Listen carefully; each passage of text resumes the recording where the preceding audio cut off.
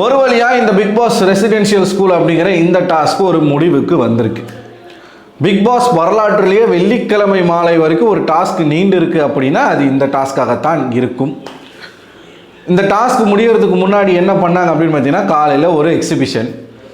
அந்த எக்ஸிபிஷனில் இதுக்கு முன்னாடி சீசனில் கலந்துக்கிட்ட கண்டஸ்டன்ஸ்னுடைய ஹைலைட் மூமெண்ட்ஸ், அப்புறம் இந்த சீசனுடைய ஹைலைட் மூமெண்ட்ஸ்லாம் இந்த சீசனை தவிர்த்துருக்கலாம், ஆனால் ஏன் வச்சாங்க அப்படிங்கிறது தெரில, எல்லாத்தையும் சேர்த்து வச்சுருந்தாங்க. அதுக்கு பின்னாடி ஒரு டாஸ்க் நடக்குது. இந்த டாஸ்க் முடிவு வந்த பிறகு ஒரு விஷயம் வந்து பேசப்படுது. என்ன அப்படின்னா, எது உங்களுக்கு பிடிச்சிருந்தது, ஹாஸ்டல் லைஃபா ஸ்கூல் லைஃபா, அதாவது ஸ்கூலா ஹாஸ்டலா, ரெண்டில் எது உங்களுக்கு ரொம்ப பிடிச்சிருந்தது அப்படின்ற ஒரு கேள்வி கேட்கப்படுது. அதுக்கு 10 ஸ்டூடெண்ட்டுமே ஸ்கூலை தான் சொல்கிறாங்க. ஏன்னா நிஜமாகவே ஸ்கூல் வந்து 3 டீச்சர்ஸும் நல்லா தான் பண்ணாங்க. கனி அவர்களுடைய அந்த ஒரு தமிழ் சொல்லிக் கொடுக்கறது, திருக்குறள் சொல்லிக் கொடுக்கறது, ரம்யாலாம் திருக்குறள் சொல்கிறாங்கன்னா பார்த்துக்கோங்களேன், அது நல்லா இருந்துச்சு. அதுக்கப்புறமா அமித் அவர்கள் ஒரு பயங்கரமான ஒரு எஃபர்ட்டை வந்து போட்டிருந்தாப்புல, பாட்டு மூலமாக இங்கிலீஷை சொல்லிக் கொடுக்கறது நல்லாவே அவரும் பண்ணார்.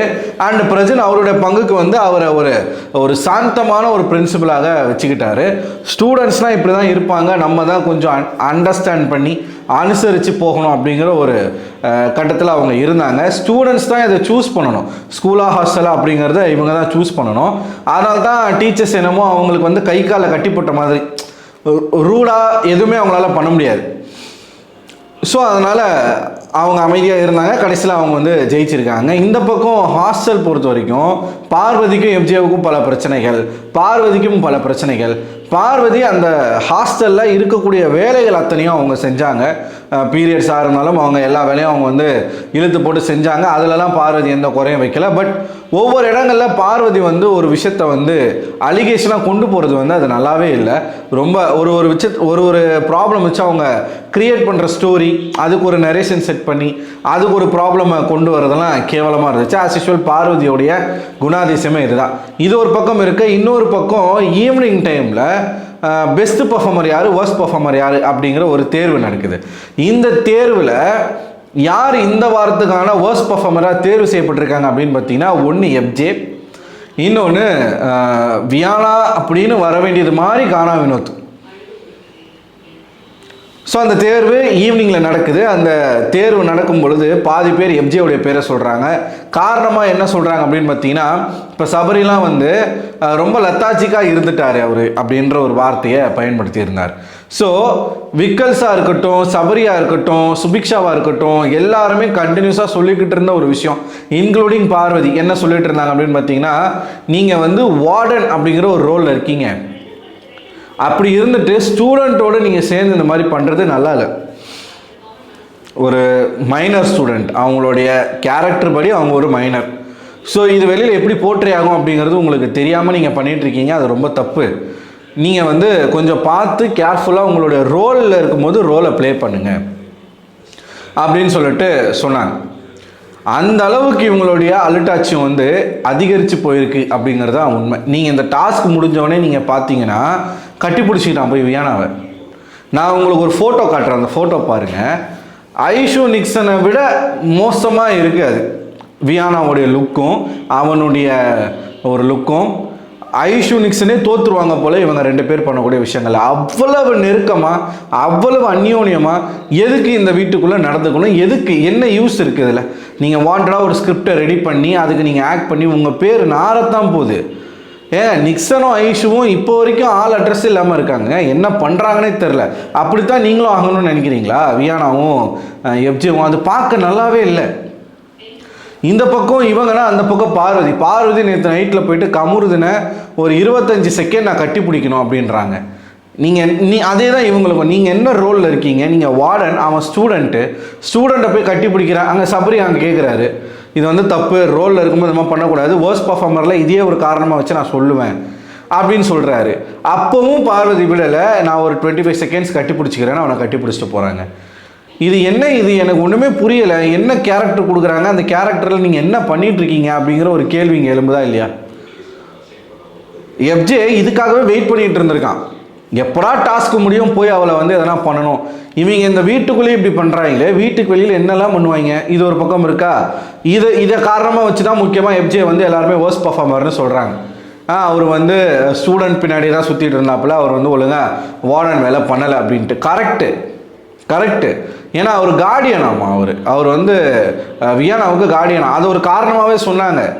யாரோ ஒருத்தவங்க சொன்னாங்க, ஒரு ஸ்டூடெண்ட்டுக்கு மட்டும் அவர் கார்டியனாக இல்லாமல் எல்லா ஸ்டூடெண்ட்டுக்கும் கார்டியனாக இருந்திருந்தா நல்லா இருந்திருக்கும் அப்படின்னு சொல்லிட்டு, இந்த ஹவுஸ் ஸ்கூல் பிடிச்சிருக்கா இல்லை ஹாஸ்டல் பிடிச்சிருக்கா அந்த ஒரு டாஸ்கில் வந்து சொல்கிறாங்க. வியானா பின்னாடி ஒரு பக்கம் வியானா வந்து ஸ்டூடெண்ட்டாக நடந்துக்கல, இந்த பக்கம் இவருடைய பேரை வந்து சொல்லிட்டாங்க. நான் பயந்துட்டேன். நிறைய பேர் வந்து வியானா பேரை சொன்னாங்க. ஏன்னா ஒன் ஆஃப் த ஒர்ஸ்ட் ஸ்டூடெண்ட்டாக இந்த வாரம் வந்து இருக்கிறது வியானா. அவங்க வந்து கேட்டால் வந்து மெசேஜ் சொல்கிறாங்க, எவ்வளவுதான் குறும்புத்தனம் பண்ணாலும் எவ்வளவுதான் நாட்டினஸ் பண்ணாலும் படிக்க வேண்டிய இடத்துல படிச்சிடணும், டீச்சர்ஸை ரெஸ்பெக்ட் பண்ணணும். நீ உன் டீச்சர்ஸை ரெஸ்பெக்ட் பண்ணி தான் இந்த வாரம் ஃபுல்லாக நடந்துக்கிட்டியா? பண்ணுறதெல்லாம் கேப் மாறித்தானோ கடைசியில் ஒரு மெசேஜை சொல்லிட வேண்டியது. சொன்னால் அது வெளியில் வந்து இப்போ வியானாவை வந்து பயங்கரமாக ப்ரொமோட் பண்ணிக்கிட்டு இருக்கானுங்க ட்விட்டரில். ஒரு பக்கம் அது நடக்குது. வியானா பேர் எல்லாருமே சொல்லிடுவாங்களோ, ஏன்னா வியானாவை தான் எல்லா டீச்சர்ஸும் ஸ்டூடெண்ட்ஸும் வச்சு செஞ்சாங்க. நீங்கள் யோசிச்சு பாருங்கள், இவங்க டாஸ்க்லேயே இப்படி பண்ணுறாங்கன்னா இவங்க 2 பேரையும் தூக்கி ஜெயிலில் போட்டால் என்ன நடக்கும்? பார்வதி கமருதனை தாண்டி பல விஷயங்கள் வந்து கிஸ் பண்ணுறாங்க. அவன் நேத்திரமா முத்தம் கொடுத்துருக்கான் போல வியானாவுக்கு, இன்றைக்குமே முத்தம் கொடுத்துருக்கான். ஆனால் நான் பார்க்கல. நண்பர்கள் சொல்கிறாங்க, நேற்று வந்து ஏதோ கன்னத்துலலாம் முத்தம் கொடுத்தானா கட்டி பிடிச்சிட்டு. அவன் கழுத்துலேயே முத்தம் கொடுக்குறவன் கன்னத்தில் கொடுக்க மாட்டானா அப்படின்ற ஒரு சிந்தனை எனக்கு போயிடுச்சு. ஓகேவா, டாஸ்க் முடிஞ்சதும் போய் கட்டி பிடிச்சிக்கிட்டான். அந்த கட்டிப்பிடி சாதாரண கட்டிப்பிடி இல்லை. அதுக்கப்புறமா நான் வந்து ஒரு ஃபோட்டோ காமிச்சேன் பாருங்கள். அந்த ஃபோட்டோவில் பாருங்கள் எப்படி அவங்களோட லுக் இருக்குதுன்னு மட்டும் பாருங்கள். வியானா பார்க்குற லுக்கும் அவங்க ஃபேஸ் பண்ணுறது இருக்குல்ல, நான் வர்ணிக்க விரும்பலை, நீங்களே பார்த்துக்கோங்க. ஓகேவா, இது ஒரு பக்கம். ஆனால் மனநிறைவாக ஒரு விஷயம் என்ன நடந்துச்சுன்னு பார்த்தீங்கன்னா, கனி வந்து அதை திருப்பி விட்டாங்க. எப்படி திருப்பி விட்டாங்க அப்படின்னா, வியானான்னு எல்லாரும் சொல்லிக்கிட்டு இருக்கும்போது கானா வினோத் பேரை இழுத்து விட்டாங்க. கனி தான் ஆரம்பித்து வைக்கிறாங்க. கானா வினோத் எதுக்கு சொல்கிறாங்கன்னா, வினோத்தும் பெருசாக பர்ஃபார்மன்ஸ் பண்ணலை, எல்லாரும் ஏதோ ஒன்று பண்ணிகிட்டு இருந்தாங்க. வினோத் வந்து குறைகள் கண்டுபிடிக்கிறது அந்த மாதிரியான வியானாவையே தான் அவரும் சுற்றிட்டு இருந்தார். வியானா என்ன பண்ணுது, வியானா வந்து அது பண்ணுது இது பண்ணுதுன்னு சொல்லிட்டு அதே தான் அவரும் ஃபோக்கஸ் பண்ணிட்டு இருந்தார். பாட்டு பாடினார், நல்லா பாட்டு பாடினார். ஸோ கனி அவர்கள் வந்து வினோத் பேரை சொன்ன உடனே எல்லாருமே வினோத் பேரை சொல்ல ஆரம்பிச்சிட்டாங்க. வினோத் கூட சொல்லியிருப்பார், கனி நீ ஆரம்பித்து வச்சு தான் இது அப்படின்னு சொல்லும் பொழுது இவங்க 2 பேரும் தான் ஜெயிலுக்கு அனுப்புகிறாங்க. எனக்கு என்ன ஒரு குழப்பம் அப்படின்னா, எஃப்ஜே வந்து அடுத்த வாரம் தலை போட்டிக்கு போட்டி போட போகிறாரு. அப்புறம் எப்படி அவரை ஒர்ஸ்ட் பர்ஃபார்மராக சொல்லி ஜெயிலுக்கு போடுறாங்க அப்படிங்கிறது எனக்கு தெரில. சரி, அது ஒரு பக்கம். அடுத்து அன்சீனில் ஒரு ப்ரோமோ போட்டான். அதை பார்த்தீங்கன்னா இந்த வீட்டில் இந்த சீசனில் பர்டிகுலராக ஜெயிலுக்கு போன யாருக்கும் இப்படி ஒரு பனிஷ்மெண்ட்டே கொடுத்தது கிடையாது. என்ன பனிஷ்மெண்ட் அப்படின்னு பார்த்தீங்கன்னா, 2 கலர் மணி கொடுக்குறாங்க. ஒன்று க்ரீன், இன்னொன்று வந்து ரெட்டு. அதுக்கான நூல் வந்து கொடுக்கப்படுது. அந்த நூலை வச்சுக்கிட்டு, அந்த மணியை வச்சுக்கிட்டு இந்த ஜெயிலுக்குள்ளே அவங்க சும்மா இருக்கக்கூடாது. அதை 2ஐயும் நூலையும் மணியும் கோர்த்து 200 மாலை வந்து அவங்க செய்யணுமா. அவங்களுக்கு கொடுக்கப்பட்ட ஒரு டாஸ்க்கு, ஒரு பனிஷ்மெண்ட். அது இந்த பனிஷ்மெண்ட்டுக்கு உகந்தது வந்து நம்ம எஃப்ஜே வந்து பண்ணலாம். பட் வினோத் வந்து ஓகே தான், நல்லா தான் பண்ணா. அப்படி வினோத்தே ஒஸ்ட் பர்ஃபார்மர்னா அப்போ தாராளமாக நீங்கள் பார்வதிக்கு பெஸ்ட் பர்ஃபார்மர் கொடுக்கலாம். அவங்களும் ஒரு வாரம் தலைவராக ஆக்குங்க, வீட்டின் தலையாக ஆக்குங்க, அவங்க என்ன பண்ணுறாங்கன்னு பார்க்கலாம். ஸோ கிடைக்கும்னு நினைக்கிறேன். மேபி பார்வதி வந்து, ஏன்னா வார்டன்லேயே அந்த வார்டன் நல்ல வார்டனாக இருந்தாங்கப்பா இந்த வாரம் அப்படின்ற மாதிரி தான் எனக்குமே தோணுது. ஸோ இந்த சம்பவங்கள்லாம் இப்போ நடந்திருக்குங்க கொஞ்சம் நேரத்தில். எனக்கு வந்து ஒரு லிமிட்டை தாண்டி இந்த லவ் கண்டென்ட் வந்து லஸ்ட் கண்டென்ட்டாக மாறிக்கிட்டு இருக்கிறது வந்து கிளியராக நம்மளால் பார்க்க முடியுது. ஏன்னா எஃப்ஜே இது ஒரு பொண்ணுக்கிட்ட பண்ணல, பல பொண்ணுங்கிட்ட பண்ணிக்கிட்டு இருக்காரு. 2வது விக்டிம் கிடையாது, இது வியானா வந்து தெரிஞ்சு தான் பண்ணுறாங்க. இது எங்கே போய் முடிய போகுதுன்னு தான் தெரில. இது இந்த வீக்கெண்டில் ஹோஸ்ட் கண்டிப்பாக அட்ரஸ் பண்ணணும். டாஸ்கில் கொடுக்குற கேரக்டரை ஃபாலோ பண்ணாமல் ஒரு விஷயத்த பண்ணாங்கன்னா அப்போ நீங்கள் என்ன மாரல் கற்பிக்கிறீங்கன்னு இருக்கல. இப்போ ஸ்கூல் டாஸ்க் எதுக்காக கொடுக்குறாங்க? சொசைட்டிக்கு ஒரு நல்ல ஒரு மாரலை கற்பிக்கணுன்றதுக்காக தான் இந்த டாஸ்க் வந்து பிக் பாஸில் கொடுக்கப்படுது. அந்த ஸ்கூல் டாஸ்க்குள்ளே நீங்கள் இந்த மாதிரியான ஒரு ஸ்டூடெண்ட்டை வச்சுருக்கீங்க, இந்த மாதிரியான ஒரு அசிஸ்டன்ட் வார்டன் வச்சுருக்கீங்க, அப்படின்னா இது தப்பு இல்லைன்ற மாதிரி தான் ஆகும். நாளைக்கு இதே வயசுடைய ஒரு பியூனோ ஒரு செக்யூரிட்டியோ ஒரு வார்டனோ இருக்கிறான்னு வச்சுக்கோங்களேன், அவன் வந்து பொண்ணுங்க கிட்ட ட்ரை பண்ண மாட்டானா, இல்லை பொண்ணுங்க தான் அவனை ட்ரை பண்ண மாட்டாங்களா? பிக் பாஸ்லேயே வந்து நடந்துச்சு, நம்மளும் பண்ணலாம், வாய்ப்பு இருக்குல்ல. ஏன்னா இப்போ இருக்கக்கூடிய ஜென்ரேஷனுக்கு எதனாச்சும் ஒரு விஷயந்தான் வேணும், ஒரு எக்ஸாம்பிளாக காட்டுறதுக்கு ஒரு விஷயம் வேணும். அது இருந்துச்சுன்னா ஈஸியாக தப்பு பண்ணிட்டு போயிடுவாங்க. அது மட்டும் சரியா, அப்போ நான் பண்ணது தப்பா அப்படின்ட்டு போயிடுவாங்க.